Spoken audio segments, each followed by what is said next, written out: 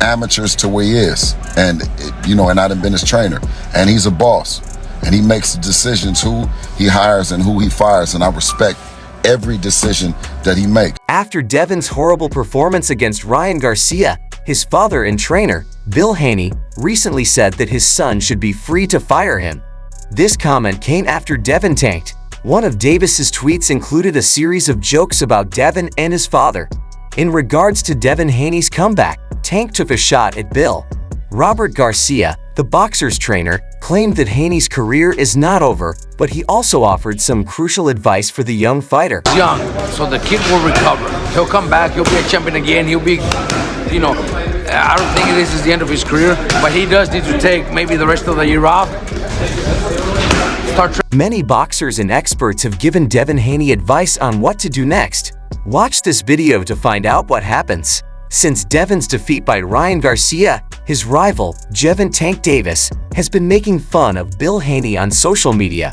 Tank has a strong animosity toward Haney, and he was thrilled when Devin was dropped by Kingery for the first time in his 32-fight career.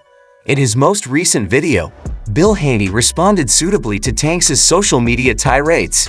Haney talked about his experience helping his son advance from amateur to professional competitions. He emphasized Devin's independence in running his own business, including his ability to choose who gets hired and fired from the squad, as well as his role as a trainer. In response to criticism and comments from the community, Bill emphasized that Devin is the boss and makes decisions that impact his own career. He also emphasized that, despite community skepticism, Devin has successfully collaborated with other promoters like Eddie Hearn and Oscar de la Hoya. After the loss, Bill Haney publicly supported his son and declared that they would make a strong recovery, framing these experiences as part of the growth and learning processes inherent in both life and business. He also advocated for resilience and the capacity to handle both successes and setbacks. My son is the best son in the world to me, and I love him to death. I'll continue to go in bat for him. I'll continue to stay outside. Sadly, Devin's loss hasn't been well received by the boxing community, since many had predicted that he would triumph over an unstable following the bout. Ryan Garcia's detractors drew attention to the errors committed by Haney. Antonio Tarver was among the pundits who criticized Devin because he thought he would prevail. And you saw Haney just chasing him all night, never really knowing how to cut the ring off and never really getting that jab established. Only punch he had was the right hand rabbit punch. Tarver emphasized that Garcia learned the value of throwing combos rather than single punches, which helped him control the battle, and that Haney sensed Garcia's power early on, which dramatically changed the outcome of the bout. Tarver chastised Haney for his inability to establish his jab or close the distance, saying that Haney was left with no choice except to chase Garcia without a well-defined plan. Additionally, he said that Haney's skill set was inadequate because he mostly used his right hand and was unable to show that he could counterpunch or play defense while Garcia was attacking. Tarver claimed that Haney missed opportunities to take advantage of his disadvantage in points since, by the 8th round, he was in a position where a knockout was required to win. Tarver expressed disappointment in Haney's performance, implying that the fight's outcome was more a result of Haney's own inadequacies than of Garcia's distraction. He came to the conclusion that Haney's strategy lacked complexity and effectiveness, specifically criticizing his failure to use combinations in a more aggressive jab. American professional boxer Kenneth Sims similarly discussed his feelings on Devin's demise, but he had a unique viewpoint on Bill Haney. I feel like the build-up to that fight, I don't know if it got in his head. I feel like he was fighting off emotions, and I don't think his dad made it no better. But I'm send my son. Sims harshly criticized Bill Haney for his part in Devin Haney's training and performance against Ryan Garcia. A portion of Devin's lackluster performance, according to Sims, was due to his father, Bill Haney. Sims specifically criticized Bill for emotionally inflaming the fight with his remarks, which he felt had a detrimental effect on Devin's mindset and strategy for the bout. Sims suggested that the pressure and expectations set by Bill did not help Devin, who seemed to lose focus and composure, which was evident in his failure to effectively use his skills during the fight. This approach, according to Sims, contributed to Devin getting drawn into a more aggressive and less tactical fight, which did not suit him and ultimately resulted in his poor performance. Bill's intense statement about sending Devin to kill Garcia set a tone that may have led Devin to fight based on emotion rather than strategy, diverting him from using his best attributes in the ring. Sims's viewpoint emphasizes the tremendous impact that a coach or father figure may have on an athlete's mental preparation for and strategy in high-stakes contests. Ronnie Kreisler provided one of the most compelling arguments for why Devin made mistakes during his fight. The cornerman for Devin Haney on fight night. Devin took a good shot, may have potentially at that point changed the whole entire game plan and perspective of what Devin was naturally able to do. Kreisler gave a thorough analysis of Devin Haney's mistakes against Ryan. The talk exposed a number of critical mistakes and tactical oversights that affected Haney's performance during the fight. One of the main mistakes Kreisler pointed out concerned Haney's preparation for the fight, specifically his strategy for gaining weight. Haney's camp believed Garcia was depleting himself to reach the weight limit, which they believed would leave him weaker during the fight. This assumption turned out to be a critical miscalculation.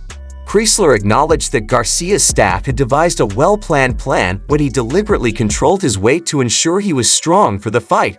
Contrary to their expectations, Haney was badly hurt by Garcia's striking power early in the bout, according to Kreisler, who also noted that Haney was dazed in the first round and never fully recovered from that initial blow.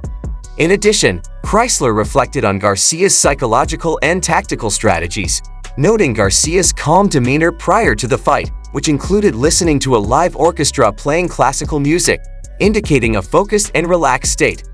This contrasted with the more typical high-energy preparations often seen in boxing, suggesting that Garcia was very deliberate in his mental and emotional preparation, which Kreisler believed contributed to his effectiveness in the ring.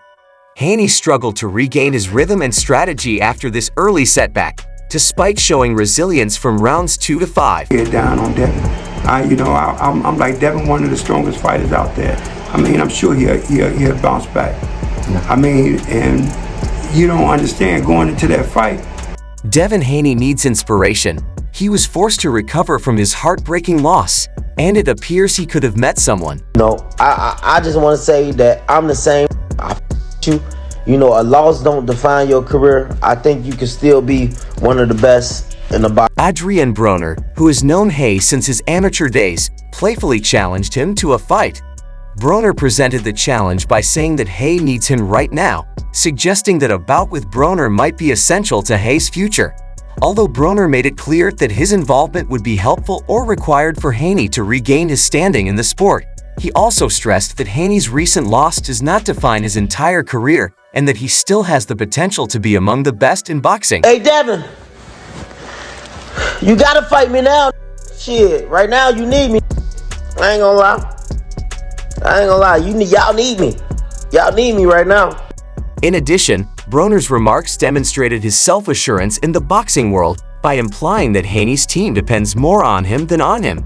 This call-out seems to be more about Broner demonstrating his influence and authority in the sport than it is about giving Haney a chance to recover. Many people think Devin Hayes can recover from this setback, but he needs help to build confidence and make a comeback. Broner's response to the call-out was straightforward and even a little dismissive, suggesting a calculated move to set up a fight that could help Devin make a spectacular comeback. Ryan Garcia, a 25-year-old boxing trainer, is supporting the effort to bounce back from this setback by saying he's a terrific fighter, he'll be back, and he's still young. However, after this defeat, Robert Garcia urged Devin Haney to think about taking a long sabbatical from boxing, saying it would be beneficial for both his physical and psychological recuperation. Garcia stressed the significance of Haney returning to training at the end of the year and perhaps taking an easy tune-up bout to help rebuild his confidence and assess his readiness for the big fights. Garcia advised Haney to take the remainder of the year off and not rush back into any significant fights too soon. Willingness to resume more intense matches. In addition, Garcia said that a rematch with Ryan Garcia would be premature if it were set for too soon, implying that a major fight like this might be better suited for the summer of the following year. He also mentioned that in the event that a rematch were to take place, it would need to be carefully planned, with a strong training camp and a calculated strategy to increase Hayes' chances of winning. Garcia also highlighted the difficulty of recovering from a loss, not only in terms of the physical consequences, but also in terms of the psychological and emotional effects. While praising the tenacity of young fighters like Haney, he emphasized the need for a well-thought-out recovery strategy in order to guarantee long-term success and well-being. This strategy represents a more comprehensive view of athlete management, emphasizing long-term career development as opposed to diving back into pressure-filled circumstances unprepared. To sum up, Devin Haney should take considerable care with his next actions. It's important to reflect right now rather than draw snap conclusions. He needs to consider the long and short-term effects of any potential fights in a thoughtful manner. Changes in his training or career strategy may be the result of his hasty, emotionally driven reactions, which could complicate his path back to the top even more. In this difficult time, his team's support is more important than ever. His personal support network and coach management are critical in assisting him in overcoming this setback.